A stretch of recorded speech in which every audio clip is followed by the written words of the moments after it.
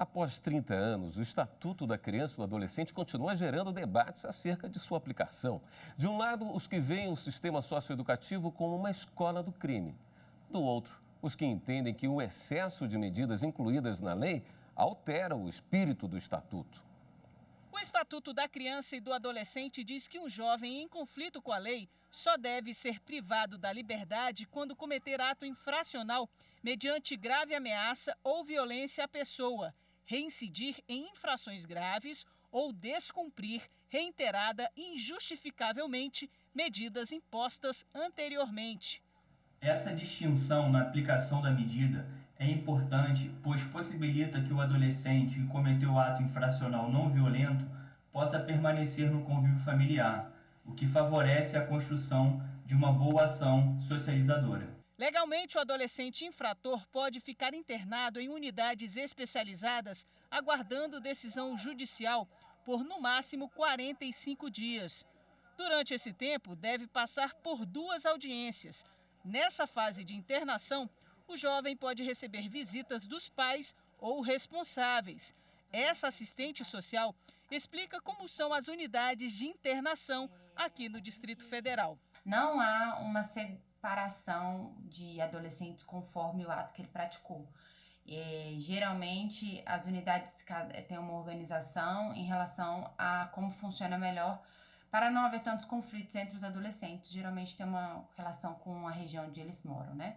Uma pesquisa do Conselho Nacional de Justiça apontou que no Brasil há cerca de 22.640 jovens privados de liberdade, internados em um dos 461 estabelecimentos socioeducativos existentes no país, acusados de terem praticado algum ato infracional. Destes, 3.921 são internos provisórios. O levantamento revela que São Paulo é a unidade da federação com mais adolescentes internados. Em seguida, vem o Rio de Janeiro, Minas Gerais, Pernambuco, Rio Grande do Sul e o Ceará. Em 2014, no julgamento de habeas corpus, a primeira turma do STF reconheceu que a condenação de menores de idade à pena de internação apenas em razão da gravidade abstrata do crime contraria o ECA. Na ação foi questionada a sentença da Justiça Paulista em que 2 adolescentes detidos com cerca de 170 gramas de maconha foram condenados a cumprir medida socioeducativa por ato infracional análogo ao tráfico de drogas. Segundo o relator do habeas corpus, ministro Luiz Roberto Barroso, a medida ofendeu a garantia da excepcionalidade da aplicação de qualquer medida restritiva de liberdade determinada pela Constituição Federal. Importante lembrar que a decisão de internação havia sido fundamentada pela gravidade da infração, bem como a necessidade de manter esses adolescentes longe do tráfico de drogas. Contudo, tais fundamentos não se mostram idôneos para justificar isoladamente a privação total de liberdade desses adolescentes, ainda que de maneira provisória.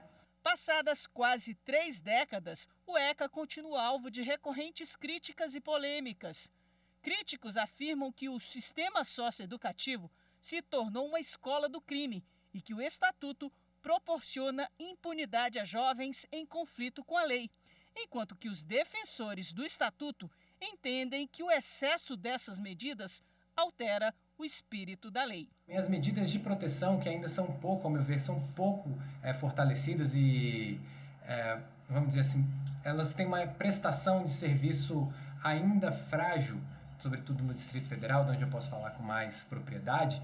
Elas precisam ser fortalecidas, são as medidas do artigo 101 do Estatuto, porque elas serão importantes para que não só o adolescente, como também a sua família, consigam as condições necessárias para que esse adolescente se desenvolva como cidadão da maneira como todos nós desejamos.